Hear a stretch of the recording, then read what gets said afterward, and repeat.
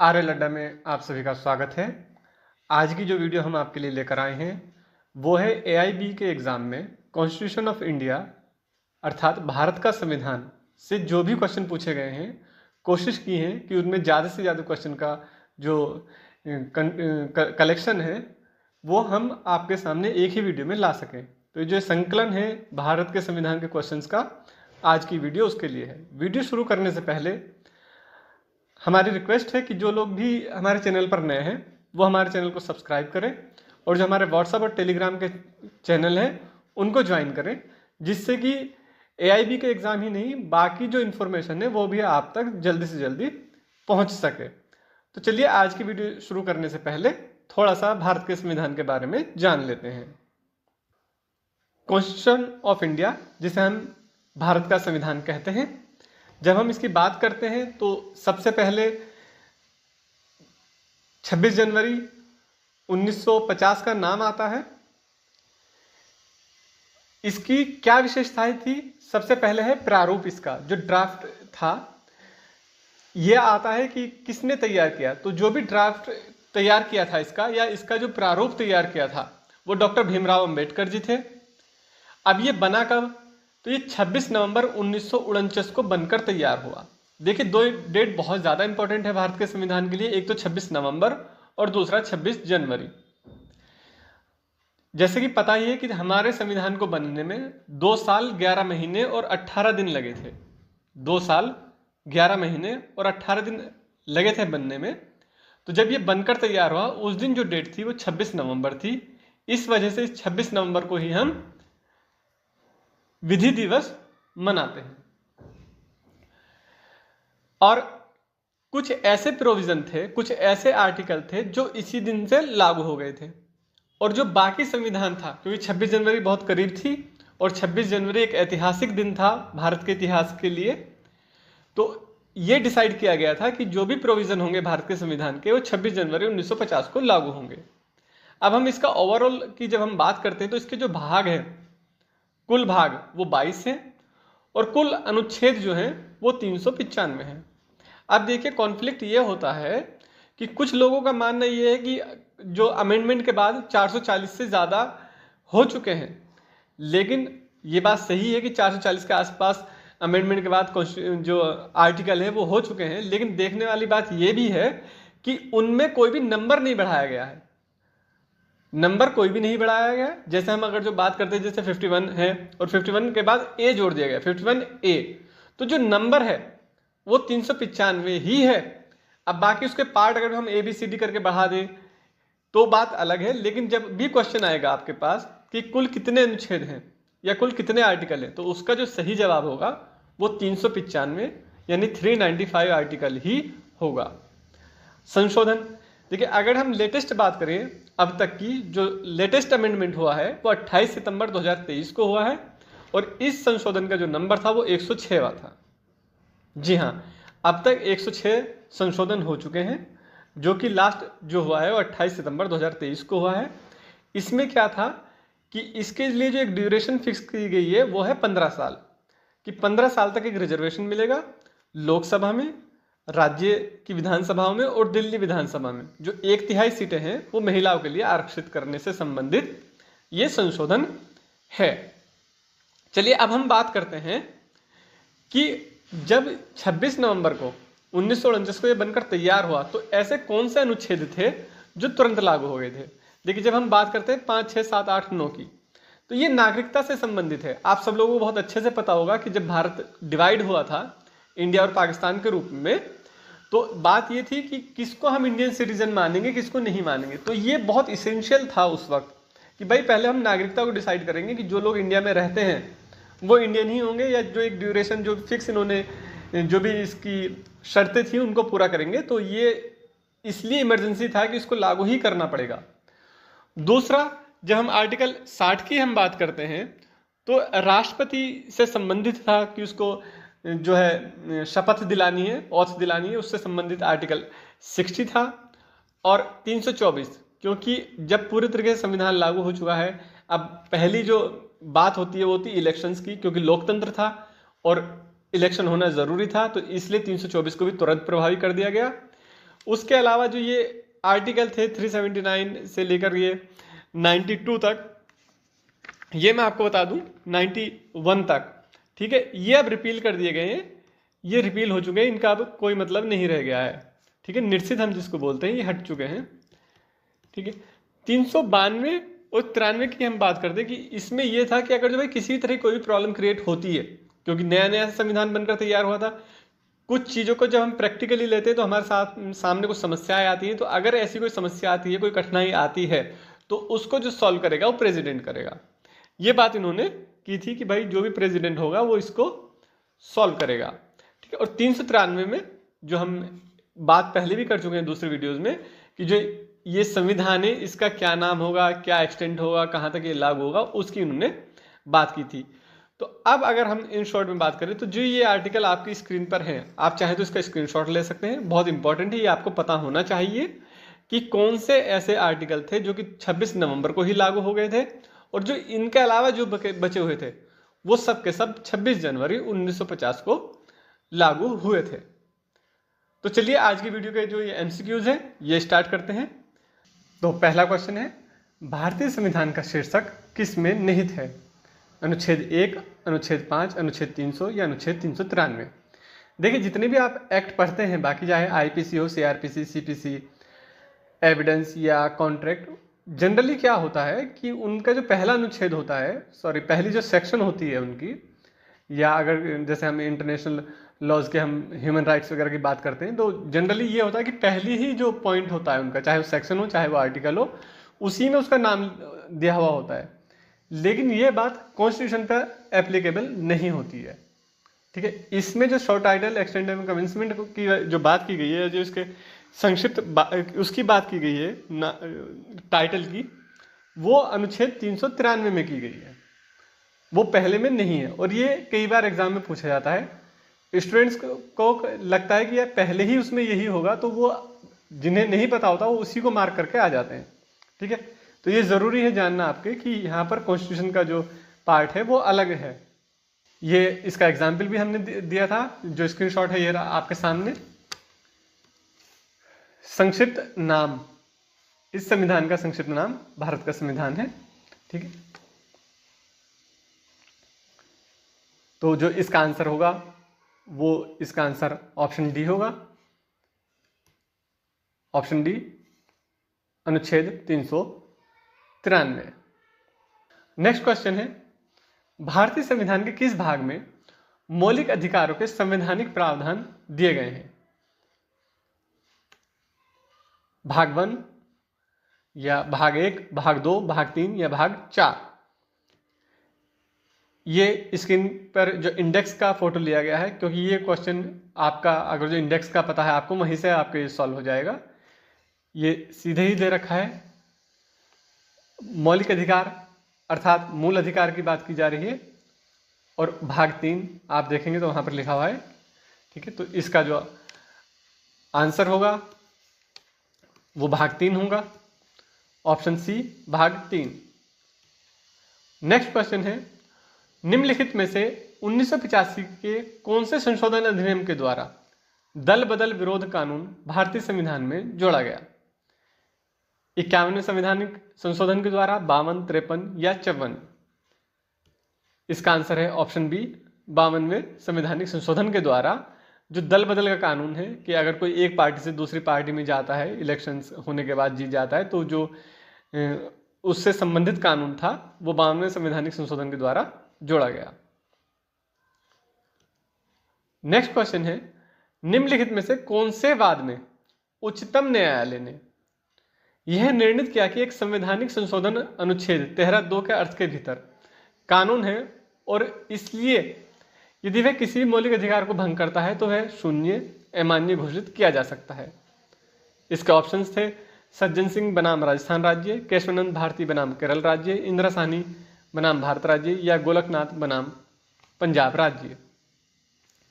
इसका आंसर है option D, Golaknath बनाम पंजाब राज्य। नेक्स्ट क्वेश्चन है, भारत में समान नागरिक संहिता है। देखिए ये अक्सर जो है मीडिया वगैरह में टॉपिक रहता ही रहता है कि जो समान नागरिक संहिता है यूसीसी की हम बात करते हैं, यूनियन सिविल कोड की बात की जाती है। तो वो है क्या कि वो मौलिक अधिकार है, राज्य के नीति निर्देशक सिद्धांत है, सरकारी नीति है या संवैधानिक अधिकार है। इसको समझने के लिए जो हमारा कॉन्स्टिट्यूशन है, हम वहाँ के इंडेक्स में ही जाएंगे, तो बहुत डिटेल में हमें देखने की जरूरत नहीं है, तो वहीं से हमें पता चल जाएगा कि देखिए भाग 4 है, राज्य के नीति निर्देशक तत्व हैं, और इन नीति निर्देशक तत्वों के बीच में एक आर्टिकल है 44 जो बात करता है एक समान सिविल संहिता की। ठीक है, तो ये क्या होगा, राज्य के नीति के निर्देशक के सिद्धांत हम इसको कहेंगे, या उसके जो तत्व हैं उसके बारे में ये आएगा। इसलिए इसका आंसर है ऑप्शन बी, राज्य के नीति निर्देशक सिद्धांत।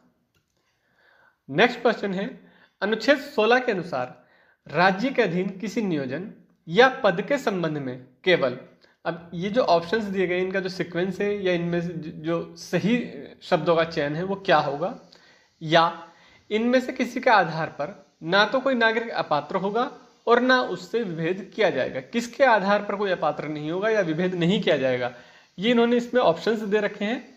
उसको समझने के लिए हम आसानी से जो आर्टिकल 16 है उसे देखेंगे। ठीक है, अब आर्टिकल 16 में इन्होंने क्या दे रखा है, धर्म, मूलवंश, जाति, लिंग, उद्भव, जन्म स्थान, निवास। तो ये जो सीक्वेंस है आप देखेंगे तो ये यहां से आएगा, धर्म पहले नंबर पे, दूसरे पर मूलवंश आ रहा है, तीसरे पर जाति है, लिंग मतलब जेंडर की बात की जा रही है, उसके बाद उद्भव, जन्म स्थान और लास्ट में निवास। ठीक है, तो क्लियर हो गया कि जो इसका पहला ऑप्शन है वो आर्टिकल 16 के आधार पर दिया गया है, तो इसका यही आंसर होगा, ऑप्शन ए। नेक्स्ट क्वेश्चन है कि जिस मामले में इस संविधान के निर्वचन के बारे में विधि का कोई सारवान प्रश्न अंतर्वलित है, उसका विनिश्चय करने के प्रयोजन के लिए या अनुच्छेद 143 के अधीन निर्देश की सुनवाई करने के प्रयोजन के लिए बैठने वाले न्यायाधीशों की न्यूनतम संख्या होगी। देखिए बात की जा रही है, या तो हम इसको इस तरीके से 143 में क्या प्रोविजन है, या हम इसे इस तरीके से कह सकते हैं कि अगर कोई प्रश्न ऐसा है जो संविधान को लेकर है कि भाई संविधान का जो इंटरप्रिटेशन है उसका जो मीनिंग निकालने की बात है, उससे संबंधित कोई क्वेश्चन आ जाता है कि भाई संविधान में कहा क्या गया है या इसका मतलब क्या होगा, संविधान में कोई बात कही गई उसका मतलब क्या होगा। अगर इस तरह का कोई क्वेश्चन आता है तो उसमें कम से कम कितने न्यायाधीश की जो बेंच होगी वो उस क्वेश्चन को सुनेगी, बात ये की जा रही है। तो इसके जो ऑप्शंस है 2, 3, 4, 5 हैं, तो इसका आंसर होगा ऑप्शन डी 5। तो देखिए अगर इस तरह की कोई बात की जाती है इंटरप्रिटेशन की, या संविधान में कोई बात लिखी गई तो उसका मतलब क्या होगा ये बात की जा रही है, कोई प्रश्न अंतर्वलित है संविधान का। ठीक है, तो वहां पर कम से कम 5 जज जो होंगे वो उसकी सुनवाई करेंगे और वो फैसला देंगे, जो भी वो फैसला देंगे वो मान्य होगा। नेक्स्ट क्वेश्चन है, भारतीय संविधान के अनुच्छेद 301 के अनुसार किसी को उसकी संपत्ति से विधि के प्राधिकार से ही वंचित किया जाएगा, अन्यथा नहीं। 300A ये कह रहा है कि ये किसकी बात की जा रही है, कि कोई भी व्यक्ति होगा चलेगा या सिर्फ नागरिक होना चाहिए। नागरिक का मतलब ये है कि जो भारत का नागरिक हो, या विदेशी पर भी एप्लीकेबल होगा या भारतीय। तो कौन से शब्द का इस्तेमाल किया गया है या किन पर ये 300A लागू होता है, इसके लिए आसान सा तरीका है कि 300A हम देख लेंगे और वहां पर देखिए क्या लिखा है कि किसी व्यक्ति को, ठीक है, उसकी संपत्ति से विधि के प्राधिकार से ही वंचित किया जाएगा, अन्यथा नहीं। कि अगर लॉ ने कोई प्रोविजन दे रखा है तब तो हम उसको उससे वंचित कर सकते हैं, अन्यथा नहीं। किसको? व्यक्ति को, अर्थात वो कोई भी व्यक्ति हो सकता है, वो कोई भी व्यक्ति हो सकता है। तो इसका आंसर होगा ऑप्शन ए व्यक्ति। नेक्स्ट क्वेश्चन है, भारतीय संविधान के अनुच्छेद 13 के अनुसार निम्न में से कौन सा कानून नहीं है? कौन सा कानून नहीं है? नियम, उपविधि, रूढ़ि या प्रथा। देखिए इसका आंसर के लिए फिर हम वहीं पर जाएंगे वो क्या कहता है, जो अनुच्छेद 13 है, जब हम इसको अनुच्छेद 13 को हम पढ़ते हैं, कोई नियम, उपविधि, रूढ़ि या प्रथा, अर्थात ये सब के सब इसके अंतर्गत आते हैं। ठीक है, मतलब अगर कोई ये सारी चीजें जब हम इसको पढ़ते हैं कि इस अनुच्छेद में इससे अन्यथा निर्देशित ना हो, तो ये सब के सब इसमें दे रखे हैं। ठीक है, तो हम इसको इस तरीके से भी कह सकते हैं कि ये किसी ना किसी रूप में कानून की तरह ये कार्य करते हैं, या कानून बनाने से पहले इनको भी ध्यान में रखा जाता है, या इस तरह का कोई आदेश है वो विधि की कैटेगरी में आता है।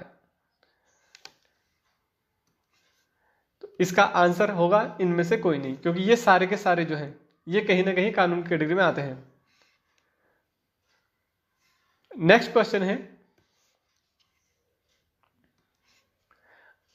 निम्नलिखित में से कौन सी अनुसूची भारतीय संविधान की संघ सूची, राज्य सूची और समवर्ती सूची से संबंधित है? अनुसूची 7, 10, 11 या 12? देखिए, ये क्वेश्चन तो बहुत कॉमन क्वेश्चन है, अक्सर एग्जाम में आता है और ज़्यादातर को पता भी होगा, नहीं पता है तो एक बार कर लेंगे। इसका ऑप्शन है ए। अनुसूची 7 में ये डिसाइड किया गया है कि कौन सा किसका पार्ट है या कौन किस पर नियम बना सकता है। नेक्स्ट क्वेश्चन है, निम्नलिखित में से किस वाद में सर्वोच्च न्यायालय ने सर्वप्रथम जीवन के अधिकार को स्वास्थ्य के अधिकार और अन्य स्वास्थ्यकर स्थितियों के विस्तार के संबंध में प्रश्न पर गौर करने का प्रयास किया? इसके ऑप्शन है rural litigation and entitlement centre बनाम उत्तर प्रदेश, MC मेहता बनाम भारत संघ, V लक्ष्मीपति बनाम कर्नाटक राज्य, या FK हुसैन बनाम भारत संघ। इसका आंसर है ऑप्शन ए। नेक्स्ट क्वेश्चन है कि भारतीय संविधान के अनुच्छेद 315 के प्रावधानों के अनुसार, इसमें यह बताना है कि इसमें कौन सा ये एप्लीकेबल होता है। अनुच्छेद 315 के अनुसार एक लोक सेवा आयोग संघ के लिए तथा एक लोक सेवा आयोग प्रत्येक राज्य के लिए। संघ के लिए लोक सेवा आयोग यदि किसी राज्य के राज्यपाल द्वारा अनुरोध किया जाता है तो राष्ट्रपति के अनुमोदन से राज्य की सभी या किसी आवश्यकता को पूरा करने के लिए सहमत हो सकता है। उपरोक्त में से कौन सा या कौन से कथन सही है? केवल एक, केवल दो, एक और दो, या इनमें से कोई नहीं? इसका आंसर है ऑप्शन सी, एक और दो। ये दोनों ही 315 के प्रावधानों के अनुसार जो है ये सही है।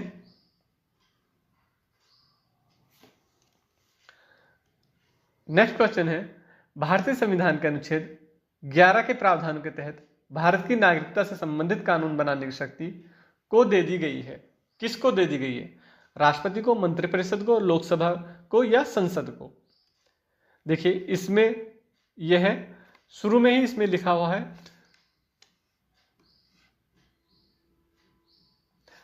संसद द्वारा नागरिकता के अधिकार का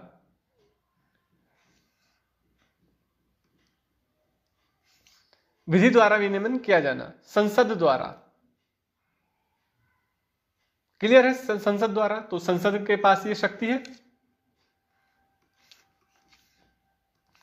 इसका आंसर है ऑप्शन डी, संसद। नेक्स्ट क्वेश्चन है, 22 जनवरी 1947 को संविधान द्वारा अपनाया गया उद्देश्य प्रस्ताव किसके द्वारा तैयार किया गया था? जवाहरलाल नेहरू, BR अम्बेडकर, डॉक्टर राजेंद्र प्रसाद, या BN राव? इसका आंसर है option A, Jawaharlal Nehru. Next question है, संपत्ति का अधिकार को किसके कार्यकाल के दौरान मौलिक अधिकारों की सूची से रद्द कर दिया गया था? इंदिरा गांधी, चरण सिंह, राजीव गांधी, मोरारजी देसाई? देखिए, आपको पता होगा कि संपत्ति का अधिकार पहले मूल अधिकार था और उसको मूल अधिकार से निकाल दिया गया और उसको फिर एक संवैधानिक अधिकार में बदल दिया गया था। तो ये जब ऐसा किया गया तो तब किसकी सरकार थी या किसका कार्यकाल था उस समय?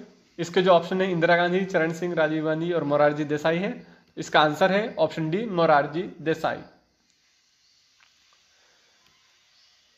नेक्स्ट क्वेश्चन है, किस केस के संदर्भ में सुप्रीम कोर्ट परिवर्तनशील संवैधानिकता को लागू किया? नवतेज सिंह बनाम union of India, Suresh Kumar Kaushal बनाम नाथ संस्था बनाम राष्ट्रीय राजधानी क्षेत्र सरकार दिल्ली, या अरुणा राय बनाम यूनियन ऑफ इंडिया 2002। इसका आंसर है ऑप्शन ए, नवतेज सिंह बनाम यूनियन ऑफ इंडिया 2018 का ये केस है। नेक्स्ट क्वेश्चन है, AK कृपाक बनाम भारत संघ संबंधित है? पूर्वाग्रह की संभावना, प्रत्यायोजित विधान, प्रशासनिक विवेक, या नोटिस से संबंधित है? इसका आंसर है ऑप्शन ए, पूर्वाग्रह की संभावना। नेक्स्ट क्वेश्चन है, संविधान का अनुच्छेद 310 इसके बारे में संबंधित है कि 310 जो है वो किसके बारे में है? सिविल सेवकों के संदर्भ में, अप्रत्यक्षता और उपकरणों का सिद्धांत, या सिविल सेवकों के संदर्भ में वेद अपेक्षा का सिद्धांत, या सिविल सेवकों के संदर्भ में प्राकृतिक न्याय का सिद्धांत, सिविल सेवकों के संदर्भ में खुशी का सिद्धांत। इसका आंसर है ऑप्शन डी, जिसे हम प्लेजर की हम बात करते हैं। नेक्स्ट क्वेश्चन है, चुनाव प्रक्रिया में उम्मीदवारों के पूर्व व्रत जानने का अधिकार, उम्मीदवारों के अनुच्छेद 19(1)(a), अनुच्छेद 20, अनुच्छेद 13 या अनुच्छेद 14। देखिए हमारा देश ऐसा है कि यहाँ पर इलेक्शन का टाइम चलता ही रहता है, कभी एक इलेक्शन खत्म होंगे तो दूसरे खत्म होंगे तो तीसरे, कोई ना कोई चलता ही रहता है। तो ये कि जो भी उम्मीदवार है उसकी हिस्ट्री जानने का या उसके बारे में जानने का, वो बंदा क्या है, कैसा है, कितने केस हैं उसके ऊपर, या उसकी कितनी प्रॉपर्टी है, उसका जो ऐतिहासिक पृष्ठभूमि है उसकी वो कैसी रही, तो ये जानने का जो अधिकार है वो कौन सा अनुच्छेद हमें ये देता है, इसकी बात की जा रही है। तो इसका आंसर है ऑप्शन ए, अनुच्छेद 19(1)(a। नेक्स्ट क्वेश्चन है, भारतीय संविधान की प्रस्तावना में स्वतंत्रता की अभिव्यक्ति के साथ निम्नलिखित में से कौन से शब्द आते हैं? ये क्वेश्चन ये है कि जो स्वतंत्रता है उसमें कौन कौन से शब्द आते हैं? स्थिति और अवसर की जो स्वतंत्रता होगी कैसी होगी? स्थिति और अवसर की स्वतंत्रता होगी, या विचार, अभिव्यक्ति, विश्वास, धर्म और उपासना की होगी, या व्यक्ति गरिमा का आश्वासन देना, न्याय, सामाजिक, आर्थिक और राजनीतिक स्वतंत्रता होगी। इसको समझने का आसान तरीका है, अगर आपने पढ़ रखा है तो आपको पता ही होगा, नहीं पढ़ रखा है तो मैं आपको एक बार रिवीजन करा देता हूं इसका ऑप्शन है बी, विचार, अभिव्यक्ति, विश्वास और धर्म की उपासना। ठीक है, जैसे ही हम उद्देशिका पढ़ते हैं या प्रियम्बल पढ़ते हैं, वहीं पर ये सारे शब्द इसमें आए हुए हैं। आप देखेंगे उद्देशिका को कॉन्स्टिट्यूशन की, वहीं पर इन्होंने स्वतंत्रता के बारे में बताया हुआ है। नेक्स्ट क्वेश्चन है, संसद संविधान के तहत प्रशासनिक न्यायाधिकरण स्थापित कर सकती है? कौन से अनुच्छेद के तहत? 323B, 323A, 233 या 323? इसका आंसर के लिए पहले देख लेते हैं, यह रहा भाग 14A, अधिकरण और न्यायाधिकरण एक ही बात होती है, ट्रिब्यूनल बोलते हैं हम जिसे। तो 323 में प्रशासनिक न्यायाधिकरण है 323A, आपके सामने स्क्रीन पर है 323A। तो इसका आंसर होगा option B, 323A। Next question, India जो कि भारत है एक संघीय राष्ट्र है, क्वासी संघीय राष्ट्र है, राज्यों का संघ है, या एक विशेष प्रकार का एकात्मक राष्ट्र है? बहुत आसान सा सवाल है, कई बार एग्जाम में पूछा भी जाता है और एकदम जीके की का भी क्वेश्चन ये आता है, जीके कैटेगरी में भी ये क्वेश्चन है। इसका आंसर के लिए हम देख लेते हैं, इसका जो पहला ही अनुच्छेद है उसमें क्या लिखा है, भारत अर्थात इंडिया राज्यों का संघ होगा, और राज्यों का संघ मतलब ये रहा। देखिए आप इसको इस तरीके से पढ़ेंगे एक बार समझकर, तो आपको दोबारा एक या दो बार आपको रिवीजन की जरूरत है, उसका आपके माइंड में ऐसा सेट हो जाएगा कि वो क्वेश्चन आपका कभी गलत नहीं होगा। ठीक है, तो जब भी आप पढ़ें, किसी भी सब्जेक्ट को पढ़ें, जरूरी नहीं कि आप कॉन्स्टिट्यूशन पढ़ रहे हैं तो आप डायरेक्ट को साथ में लेकर बैठें और तब अपने क्वेश्चंस की प्रैक्टिस करें, तो आपके लिए ज़्यादा बेहतर होगा। वो एक बार सेट हो जाएगा और आपको ये भी पता चलेगा क्वेश्चन कहाँ से बनते हैं और क्वेश्चन किस तरीके से बन सकते हैं। ठीक है, तो आपको एक आइडिया लग जाएगा, देखो यहाँ से भी एक क्वेश्चन बन सकता है। तो इसका आंसर है ऑप्शन सी, राज्यों का संघ है। नेक्स्ट क्वेश्चन है, भारतीय संविधान के निम्नलिखित में से किस अनुच्छेद के तहत संसद को राष्ट्रीय हित में राज्य सूची के मामले के संबंध में कानून बनाने का अधिकार दिया गया है? अनुच्छेद 249, 250, 252 या 253। बात की जा रही है संसद को, ठीक है। अभी कंडीशन वो नहीं है कि जो समवर्ती सूची है, संघ सूची या राज्य सूची है। इसके लिए ये देख लेते हैं कहाँ दिया हुआ है। राज्य सूची में के सिवाय के संबंध में राष्ट्रीय हित में विधि बनाने की संसद की शक्ति। तो इसका आंसर होगा ऑप्शन ए, अनुच्छेद 249, राष्ट्रीय हित में बनाने की शक्ति। नेक्स्ट क्वेश्चन है, निम्नलिखित में से किस मामले में अदालत ने निर्धारित किया है कि जीवन के अधिकार में मरने का अधिकार शामिल नहीं है? देखिए बहुत इंपॉर्टेंट क्वेश्चन है, कई बार एग्जाम में आ चुका है। इसका ऑप्शन है राज्य बनाम संजय कुमार भाटिया, श्रीमती ज्ञान कौर बनाम पंजाब राज्य, आर बनाम छुट्टी और पी रतिराम बनाम यूनियन ऑफ इंडिया।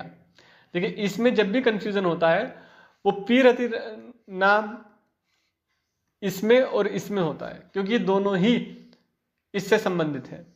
लेकिन जब फाइनल डिसीजन आया था तो श्रीमती ज्ञान कौर बनाम पंजाब राज्य में डिसाइड कर दिया गया था कि मरने के जो जीवन का अधिकार है उस अधिकार में मरने का अधिकार शामिल नहीं है।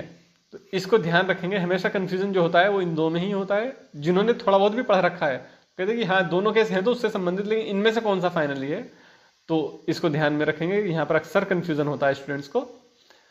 इसका आंसर है ऑप्शन बी, श्रीमती ज्ञान कौर बनाम पंजाब राज्य। नेक्स्ट क्वेश्चन है, कोई बिल मनी बिल है या नहीं, ये किसके द्वारा निर्धारित होता है? मनी बिल मतलब जिसे हम धन विधेयक बोलते हैं, कि कोई भी धन विधेयक है या नहीं है, ये कौन डिसाइड करेगा?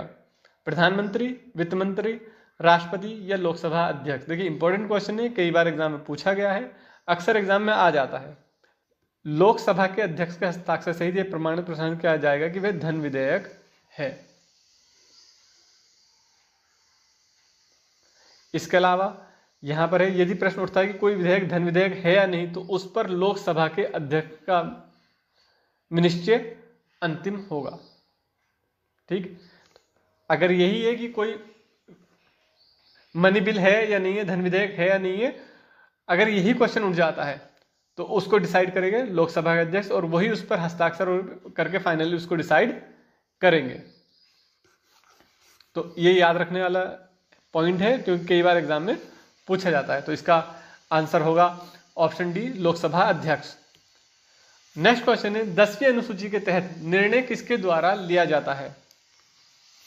राष्ट्रपति, भारत के मुख्य न्यायाधीश, प्रधानमंत्री या हाउसेस के प्रिसाइडिंग ऑफिसर्स? इसका आंसर है ऑप्शन डी, हाउसेस के presiding officers. Next question, curative उपचारात्मक याचिका की अवधारणा भारत के सर्वोच्च न्यायालय द्वारा किस मामले में पेश की गई थी? देखिए इंपॉर्टेंट क्वेश्चन है, कई बार एग्जाम में ये केस पूछा गया है कई बार, तो इसका पता होना चाहिए। क्यूरेटिव के नाम से भी आ सकता है, उपचारात्मक के नाम से भी आ सकता है। ठीक है, तो इसके जो ऑप्शन है, रूपा अशोक हुर्रा बनाम अशोक हुर्रा, ये इस तरीके से भी आता है कि हुर्रा बनाम हुर्रा। कभी कभी कुछ क्वेश्चन पेपर में देखा गया है कि सिर्फ रूपा अशोक नहीं देते, ये हुर्रा बनाम हुर्रा दे देते हैं। ठीक है, एमसी मेहता बनाम यूनियन ऑफ इंडिया, कृष्ण स्वामी बनाम यूनियन ऑफ इंडिया, शीला बरसे बनाम यूनियन ऑफ इंडिया। इसका आंसर है option A, Ashok, Rupa Ashok hurrah बनाम अशोक हुर्रा। इसमें ये पहले जो है पहली बार ये आया था यहाँ से, बहुत इंपॉर्टेंट केस है। नेक्स्ट क्वेश्चन है, भारत में अवशिष्ट शक्तियों का प्रयोग किसके द्वारा किया जा सकता है? संसद, राज्य विधानसभाएं या राष्ट्रपति?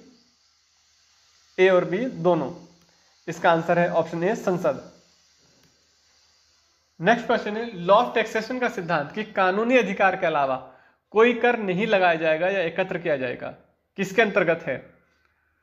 भारत के संविधान का अनुच्छेद 265, 300, 19(1) जी या 285? इसके लिए आसान सा तरीका है, ये एक बार देख लेते हैं। जिनको पता है उनके लिए अच्छी बात है, जिन्होंने नहीं पता तो यहाँ पर मैं ये दिखा दूं कि देखिए क्या लिखा हुआ है कि विधि के प्राधिकार के बिना करों का अधिरोपण ना किया जाना। कर मतलब टैक्स होता है, विधि के प्राधिकार वही है कि कानून के विधि कानून के अधिकार के अलावा प्राधिकार के बिना कोई कर न लगाया जाना कि उन पर अधिरोपण न किया जाएगा। 265। जो फर्स्ट टाइम पढ़ रहे हैं उनको मैं बिल्कुल बेसिक से समझा रहा हूँ किस तरीके से पढ़ा जाता है, किस तरह से चीज़ों को किया जाता है। बिल्कुल बेसिक सी चीज़ है। तो जो स्टूडेंट पढ़ते हैं, जो जानते हैं, या जो एक बार दो बार पढ़ चुके हैं, उनको लग रहा होगा कि टाइम एक्स्ट्रा लग रहा है, लेकिन सिर्फ ये वीडियो उनके लिए नहीं है।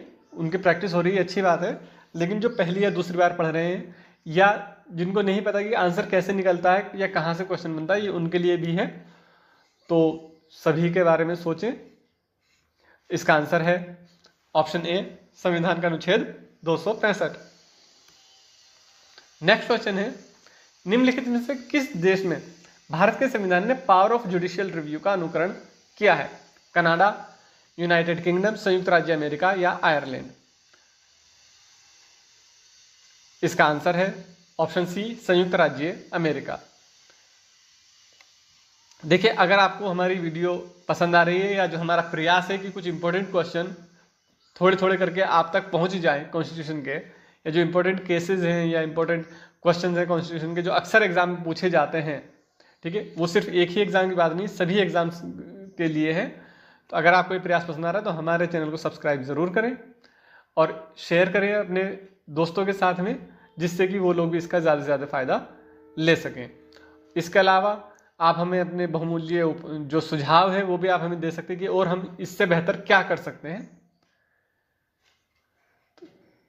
जिससे कि ज़्यादा से ज़्यादा फायदा सभी का हो सके। तो नेक्स्ट क्वेश्चन है, आपातकाल की घोषणा के दौरान भी भारत के संविधान के निम्नलिखित में से किस किस अनुच्छेद को स्थगित नहीं किया जा सकता? देखिए, अगर आपातकाल भी लग गया है तो ऐसे कौन सा अनुच्छेद है जिनको हम सस्पेंड नहीं कर सकते? इंपॉर्टेंट क्वेश्चन है, कई बार एग्जाम में पूछा गया है। अनुच्छेद 14 और 19, 20, 21, 23, 24 और 21 और 22। इसका आंसर है ऑप्शन बी, 20 और 21। नेक्स्ट क्वेश्चन है, अनुच्छेद 19(1)(a) के तहत प्रदान की गई स्वतंत्रताओं पर किस आधार पर प्रतिबंध लगाए जा सकते हैं? मानहानि, सार्वजनिक आदेश, राजद्रोह, राज्य की सुरक्षा। इसका आंसर है ऑप्शन सी, राजद्रोह। नेक्स्ट क्वेश्चन है, केवल नागरिकों को दिए गए अधिकार है? अनुच्छेद 21, 20, 19(1)(a) या 25? इसका आंसर के लिए 19 पे जाएंगे एक बार और देखिए, सभी नागरिकों को, ये जितने भी हैं ये सिर्फ सभी नागरिकों को दिए गए हैं और केवल नागरिकों को दिए गए अधिकार हैं। तो इनमें जो है 19(1)(a), यहां से आंसर आपका इजीली निकल सकता है। इसका आंसर होगा ऑप्शन सी।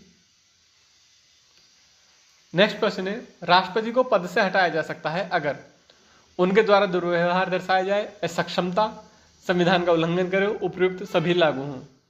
इसका आंसर है संविधान का उल्लंघन करे। नेक्स्ट क्वेश्चन है, इनमें से कौन सी किसी भी संविधान की संघीय विशेषता नहीं है? देखिए, कौन सी किसी भी संघीय संविधान की जो विशेषता नहीं है? लिखित संविधान, सरकार का डबल सेट, कठोर संवैधानिकता या एकल नागरिकता। तो इसका आंसर होगा ऑप्शन डी, एकल नागरिकता। देखिए, जो भी जहां पर भी संघीय संविधान अपनाया गया है तो वहां पर क्या होता है कि जो सिटीजनशिप है वो डबल होती है, एक सेंटर की और एक स्टेट की। जैसे अगर हम आप बात करते हैं अमेरिका की, यूएसए की, यूनाइटेड स्टेट ऑफ अमेरिका, ठीक है, तो वहां पर जो स्टेट जुड़ी हुई हैं जिनसे वो मिलकर बना है अमेरिका, यूनाइटेड स्टेट जिनसे वो मिलकर बना हुआ है, ठीक है, तो वहां पर क्या होता है कि एक तो उनके पास जो सिटीजनशिप होती है वो अमेरिका की होती है, दूसरा जहां पर भी वो है, जैसे जो भी उनके जो एरिया होते हैं वहां पर न्यूयॉर्क वगैरह है या जो भी हैं बाकी स्टेट उसमें जुड़े हुए हैं, तो उनकी सिटीजनशिप वहां की उनकी अलग होती है, ठीक है। अगर हम बात करते हैं जैसे भारत है, भारत के अंदर अगर जो उस तरह से चीज को अपनाया जाता तो यहाँ क्या होता कि जैसे सेंटर की है, भाई हमारी जो सिटीजनशिप है वो हमें इंडिया की भी मिलती, और जो हमारी स्टेट है जैसे यूपी है बिहार, छत्तीसगढ़, राजस्थान, झारखंड या महाराष्ट्र, उनकी भी सबके अलग अलग होती है, लेकिन भारत के अंदर इस प्रोविजन को नहीं रखा गया। भारत में एकल नागरिकता रखी गई है। ठीक है, तो जो कॉम्बिनेशन कहा जाता है ना कि हमारे यहाँ की कॉम्बिनेशन है, कुछ विशेषताएं संघीय हैं और कुछ एकात्मक की हैं, तो वो इसी के आधार पर कहा जाता है। तो जहां पर भी संघीय विशेषता है वहां पर कहीं पर भी एकल नागरिकता नहीं है, वहां पर डबल ही होती है, लेकिन भारत में ऐसा है। ठीक है, क्योंकि ये कॉम्बिनेशन ही कहलाता है एक तरह से। नेक्स्ट क्वेश्चन है, भारत में संपत्ति का अधिकार एक। देखिए ये क्वेश्चन समझना बहुत इंपॉर्टेंट है, क्योंकि इसमें स्टूडेंट्स को अधिकतर कंफ्यूजन होता है कि मौलिक अधिकार है, संवैधानिक अधिकार है, वैधानिक अधिकार है या कानूनी अधिकार है। प्रॉब्लम क्या हुई है कि कुछ आयोग ने इसका आंसर अलग अलग माना है। इस क्वेश्चन को समझेंगे, 1 मिनट में इसमें एक्स्ट्रा लूंगा। देखिए 44वें संविधान संशोधन के द्वारा जब 44th अमेंडमेंट नहीं हुआ था, ठीक है, नहीं हुआ था, तब तक ये मौलिक अधिकार की कैटेगरी में आता था, जिसे हम फंडामेंटल राइट बोलते हैं। एफआर था, ये फंडामेंटल राइट था, मूल अधिकार की कैटेगरी में था। लेकिन 44वें संविधान संशोधन के द्वारा इसको मूल अधिकार से हटा दिया गया था और इसको एक नया आर्टिकल जोड़ा गया था 300A इसमें। तो ये मौलिक अधिकार तो नहीं है, वहीं से हटा दिया गया। और जब संविधान में ही 300A जोड़ दिया गया तो ये संवैधानिक अधिकार तो बन गया कि भाई संवैधानिक तो है, लेकिन अगर हम बात करें मूल अधिकार की तो मूल अधिकार से इसको हटा दिया गया था। संविधान में ही 300A जोड़ दिया गया 44वें संविधान संशोधन के द्वारा। वहां पर कहा गया कि भाई किसी भी व्यक्ति को उसके संपत्ति के अधिकार से विधि के प्राधिकार के अधीन ही हटाया, वंचित किया जा सकता है, अर्थात बाकी नहीं किया जा सकता। तो ये 300A में जोड़ दिया गया। तो ये संवैधानिक अधिकार तो बना दिया गया, लेकिन मूल अधिकार से इसको हटा दिया गया था। अब कंफ्यूजन कहाँ होता है? संवैधानिक अधिकार और कानूनी अधिकार में। ठीक है, जो भी कानून बनता है वो संविधान को वायलेट नहीं कर सकता या उस सीमा तक नहीं कर सकता जहां पर उसका वायलेशन होता है। तो कानून जो बनते हैं वो संवैधानिक अधिकारों के आधार पर बनते हैं। अगर हम इसको ये कहें कि भाई ये संविधान है और ये कोई अलग से कोई कानून है, तो जो बड़ा होगा, जो अम्ब्रेला कहा जाता है ना इसको, वो इसीलिए कहा जाता है कि जो बड़ा क्षेत्र है वो संविधान का है। ठीक, और उसके आधार पर जो अलग अलग आर्टिकल बनते हैं, जैसे हम बात करते लेते हैं आईपीसी बन गया, सीपीसी बन गया, सीआरपीसी बन गया, ठीक है, वो सब के सब इसी के अंतर्गत आते हैं सारे के सारे। तो जो ये कानून की हम बात की जा रही है वो इसके अंतर्गत आ रहा है यहाँ पर। तो कुछ आयोग में भी एक दो जगह ऐसा हुआ है, या कुछ जो भी एग्जाम कंडक्ट कराते हैं उन्होंने इसको कानूनी अधिकार दे दिया गया है एक दो जगह। तो ये कंफ्यूजन क्रिएट होता है, लेकिन जितना हमने देखा है, जितना हमारा अपना स्टडी है, उसके हिसाब से जो इसका सही आंसर होगा वो संवैधानिक अधिकार होगा।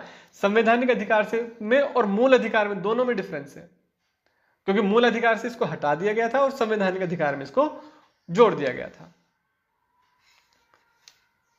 तो ध्यान रखेंगे संविधान के अधिकार की कैटेगरी में आता है।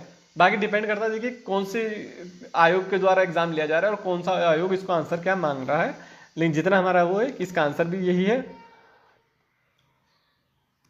ऑप्शन बी है संवैधानिक अधिकार। तो इसमें कोई कंफ्यूज होने की जरूरत नहीं है, ना ही इस पे बहस करने का कोई मुद्दा है कि मान लो आप कमेंट करने लगते हैं कि जी ये लीगल अधिकार है। तो हो सकता है कि आपने जहां से पढ़ा हो वहां के आयोग ने उसको ये आंसर मान लिया हो, लेकिन ज्यादातर के अगर मैक्सिमम की हम बात करेंगे तो इसको संवैधानिक अधिकार ही माना जाता है, मूल अधिकार से इसको हटा दिया गया था। नेक्स्ट क्वेश्चन है, अनुच्छेद 368 के तहत संशोधन करने की अपनी शक्ति के प्रयोग से संसद किसमें संशोधन नहीं कर सकती है? भूमिका में, मौलिक अधिकार में, सुप्रीम कोर्ट में, मूल विवरण, ठीक है, जिसको बेसिक स्ट्रक्चर कहा जाता है। ठीक है, तो एक केस आया था केशवानंद भारती का, उसमें ये डिसाइड किया गया था कि भाई जो पार्लियामेंट है, जो संसद है, वो चाहे कोई भी अमेंडमेंट करे, उसके पास पावर है 368 के तहत कि वो कोई भी संशोधन कर सकती है, लेकिन जो उसके का जो सोल है, जो उसकी आत्मा है, जो उसका बेसिक स्ट्रक्चर है, उसे वो चेंज नहीं कर सकती। शब्दों में भले ही परिवर्तन कर दे, लेकिन जो उसकी सोल है, जो उसकी आत्मा है, वो उसको परिवर्तित संसद नहीं कर सकती। ये उस केस में डिसाइड किया गया था। तो इसका आंसर होगा ऑप्शन डी, बेसिक स्ट्रक्चर या मूल विवरण हम कह सकते, जिसको हम मूलभूत ढांचा शब्द भी एक इस्तेमाल किया जाता है कि मूलभूत ढांचा जो है वो परिवर्तित नहीं हो सकता। नेक्स्ट क्वेश्चन है, कौन सा अनुच्छेद सार्वजनिक आदेश, नैतिकता और स्वास्थ्य के विषयों के अधीन से शुरू होता है? अनुच्छेद 14, 15, 28 या 25, ये रहा आपका जो ऑप्शन है, आप इसको देख सकते हैं। लोक व्यवस्था, सदाचार और स्वास्थ्य, इस भाग के जो स्टार्टिंग ही हो रही है लोक।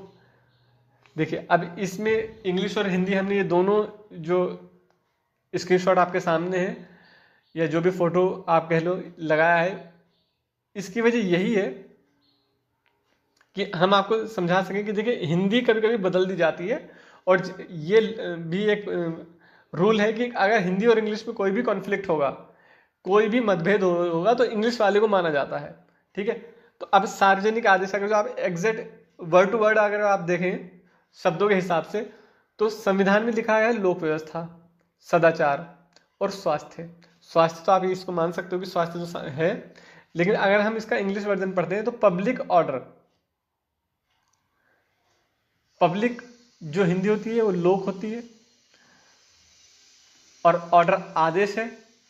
ठीक है, तो यहां पर इन्होंने जो है आदेश तो सही ट्रांसलेट हुआ है, पब्लिक को इन्होंने सार्वजनिक कर दिया, जिसको हम कह भी सकते हैं जैसे कोई भी पब्लिक पार्क वगैरह होते हैं तो वहां से ये है। अगर हम पब्लिक ऑर्डर की हम बात करते हैं, मोरालिटी, सदाचार या नैतिकता, और हेल्थ, हेल्थ तो दोनों में कॉमन है, स्वास्थ्य यहाँ पर भी, स्वास्थ्य यहाँ पर भी है।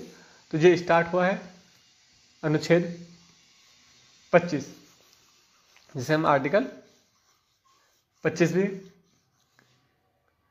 कहते हैं। इसका आंसर होगा ऑप्शन डी, अनुच्छेद 25। नेक्स्ट क्वेश्चन है, राज्य परिषद के पूर्व पदाधिकारी हैं, अध्यक्ष हैं राष्ट्रपति, स्पीकर, लोकसभा उपाध्यक्ष या इनमें से कोई भी नहीं। इसका आंसर है ऑप्शन सी, उपाध्यक्ष।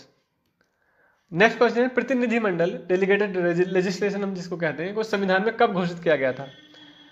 बेरोबरी मामले में, दिल्ली कानून अधिनियम में, केशवानंद भारती मामले में या मेनका गांधी मामले में? इंपॉर्टेंट क्वेश्चन है। इसका आंसर है ऑप्शन बी, दिल्ली कानून अधिनियम में।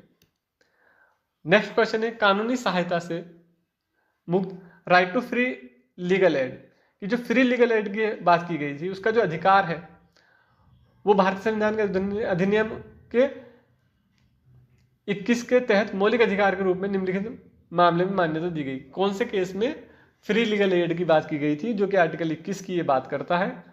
तो इसके ऑप्शन है, हुसैन आरा खातून बनाम गृह सचिव, बिहार राज्य, AIR 1979, MH हॉस्कॉट बनाम महाराष्ट्र राज्य, मधु मेहता बनाम यूनियन ऑफ इंडिया या रुदल साहब बनाम बिहार राज्य। इसका आंसर है ऑप्शन बी, MH हॉस्कॉट बनाम महाराष्ट्र राज्य। नेक्स्ट क्वेश्चन है, किस देश में PIL की अवधारणा उत्पन्न हुई थी? PIL कहां से हुआ था? यूनाइटेड किंगडम, संयुक्त राज्य अमेरिका, भारत या ऑस्ट्रेलिया? इसका आंसर है ऑप्शन बी, संयुक्त राज्य अमेरिका।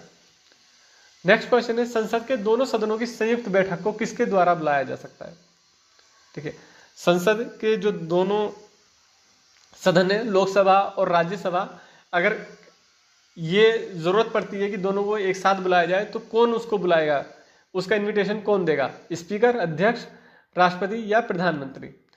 इसका ऑप्शन है सी, राष्ट्रपति। ठीक है, राष्ट्रपति के पास पावर होती है कि वो संयुक्त बैठक को बुलाए। नेक्स्ट क्वेश्चन है, पहला संवैधानिक संशोधन लागू किया गया था 1950, 51, 67 या 75 में? इसका आंसर है ऑप्शन बी, 1951। देखिए 1950 में संविधान हमारा लागू किया गया था और अगले ही साल इसमें जो संशोधन की आवश्यकता पड़ गई थी। नेक्स्ट क्वेश्चन है, अनुच्छेद 361 प्रावधान करता है, राज्य सरकार को बर्खास्त करने के लिए केंद्र सरकार को अधिकार, राज्य सरकार को कानून पारित करने का अधिकार, राष्ट्रपति और राज्यपाल को अदालतों में मुकदमा चलाने से संरक्षण और प्रतिरक्षा या इनमें से कोई नहीं। इसका आंसर है ऑप्शन सी, राष्ट्रपति और राज्यपालों को अदालत में मुकदमा चलाने से संरक्षण और प्रतिरक्षा। नेक्स्ट क्वेश्चन है, उच्चतम न्यायालय ने केशवानंद भारती बनाम केरल राज्य में निर्णित किया। संसद संविधान के किसी भी प्रावधान में संशोधन कर सकती है, संसद संविधान के किसी भी प्रावधान में संशोधन नहीं कर सकती है। संसद संविधान के किसी भी प्रावधान में संशोधन कर सकती है, लेकिन संविधान की मूल संरचना या बुनियादी विशेषता को बदलने के लिए नहीं। इनमें से कोई नहीं। अभी आपको बताया ही है कि जो बेसिक स्ट्रक्चर है वो चेंज नहीं कर सकती, बाकी कोई भी प्रावधान कर सकती है। तो इसका आंसर होगा ऑप्शन सी, नेक्स्ट क्वेश्चन है, किस अनुच्छेद के तहत संविधान कार्यपालिका से न्यायपालिका के पृथक्करण की गारंटी देता है? कार्यपालिका को न्यायपालिका से अलग करता है, कौन सा अनुच्छेद ये बात करता है? 19, 21, 48A या 48K या 50? इसके लिए आपके सामने है अनुच्छेद ये 50 है, कार्यपालिका से न्यायपालिका का पृथक्करण। तो इसका आंसर होगा ऑप्शन डी। नेक्स्ट क्वेश्चन है, अनुच्छेद 213 राज्यपाल को अध्यादेशों को लागू करने का अधिकार देता है जब राज्य विधायिका सत्र में नहीं है, विधायिका सत्र के दौरान, राज्य मंत्रिमंडल की सिफारिश पर, संघ सरकार की अनुमति से। इसका आंसर है ऑप्शन ए, जब राज्य विधायिका सत्र में नहीं है। नेक्स्ट क्वेश्चन है, राज्य और केंद्र के बीच वित्तीय संबंध संविधान में परिभाषित किए गए हैं। जो वित्तीय फाइनेंस से रिलेटेड संबंध है वो कहां पर है? अनुच्छेद 245 255 के बीच में, 256 से 263 के बीच में, 264 से 293 के बीच में। देखिए ये आपकी स्क्रीन के सामने है। 264 से शुरू है, भाग जो इसका 12 है, भाग 12 है, उसमें 264 से शुरू है। अब ये पूरा तो आपको नहीं दिखाया जा सकता क्योंकि इतने पेजेस एक स्क्रीनशॉट में आएंगे नहीं, तो आप समझ सकते हैं 264 से संबंधित है। ये रहा यहाँ, तो इसका आंसर होगा ऑप्शन सी, अनुच्छेद 264 से 293 के बीच। नेक्स्ट क्वेश्चन है, विधि का शासन परिभाषित किया गया है, किसके द्वारा परिभाषित किया गया? Jeremy Bentham, sir John Salmond, A.Y. Dicey या प्रोफेसर अरस्तु? इसका आंसर है option C, A.Y. Dicey. Next question है, ड्राइट प्रशासन प्रशासन की एक प्रणाली है, फ्रांसीसी प्रणाली, ब्रिटिश प्रणाली, अमेरिकी प्रणाली या आयरिश प्रणाली? देखिए कई बार ये क्वेश्चन पूछा जाता है द्वैध शासन प्रणाली से संबंधित, तो ये इसका ऑप्शन है ए, फ्रांसीसी प्रणाली ये है। नेक्स्ट क्वेश्चन है, भारत के रक्षा बल के सर्वोच्च कमांडर राष्ट्रपति, प्रधानमंत्री, रक्षा मंत्री या चीफ मार्शल? इसका आंसर है ऑप्शन ए, राष्ट्रपति। ये सभी को पता होगा। नेक्स्ट क्वेश्चन है, निम्न में से एक मौलिक अधिकार नहीं है? एकत्र होने की स्वतंत्रता का अधिकार, संपत्ति का अधिकार, समानता का अधिकार, भाषण और अभिव्यक्ति की स्वतंत्रता का अधिकार। देखिए जब हम अनुच्छेद 19 पढ़ते हैं तो आप यहां पर देख सकते हैं कि ये अधिकार हमें दिए गए। 19 में मतलब ये है कि शांतिपूर्वक और निरायुध सम्मेलन का, संगम बनाने का, सर्वत्र अबाध विचरण का, ये सारे अधिकार हमें मिले हुए हैं। लेकिन जब ये पॉइंट था यहाँ पर, यही वो था जिसकी हम अभी बात कर रहे थे, संपत्ति के अधिकार की बात। इसको यहाँ से हटाकर 300A में जोड़ दिया गया था। तो ये जो था ये मूल अधिकार नहीं रहा, ये एक संवैधानिक अधिकार में बदल चुका है। इसका आंसर है ऑप्शन बी, संपत्ति का अधिकार। नेक्स्ट क्वेश्चन है, इनमें से क्या संविधान का अनुच्छेद 19 का दावा कर सकता है? एक कंपनी, एक निगम, केवल नागरिक और एलियंस कि दोनों वो कर सकते हैं। इसके लिए ऑप्शन है केवल नागरिक। इससे पहले आप पेज में देखेंगे तो 19 में सीधे लिखा गया है नागरिक के बारे में, तो नागरिक ही अनुच्छेद 19 के जो भी प्रोविजन है उनके लिए वो क्लेम कर सकता है। तो ये इंपॉर्टेंट क्वेश्चन थे कॉन्स्टिट्यूशन ऑफ इंडिया के। इसकी जो PDF है उसके लिए आप हमारे व्हाट्सएप ग्रुप और हमारे टेलीग्राम ग्रुप से जुड़ सकते हैं। वहां पर आपको इसकी PDF फाइल मिल जाएगी। आप अगर बाद में पढ़ना चाहते हैं या आपके पास मोबाइल में होना भी चाहिए या आप डाउनलोड करना चाहते हैं, जो भी आप इसका जिस तरीके से यूज़ करना चाहें, तो फ्री ऑफ कॉस्ट आपको इसकी PDF मिल जाएगी। उसके लिए आपको हमारे टेलीग्राम से जुड़ना होगा और वहाँ पर आपका जो फाइल सेक्शन है वहाँ से आप इसको डाउनलोड कर सकते हैं। तो चलिए मिलते हैं किसी और इम्पोर्टेंट वीडियो के साथ। तब तक के लिए धन्यवाद। जय हिंद, जय भारत।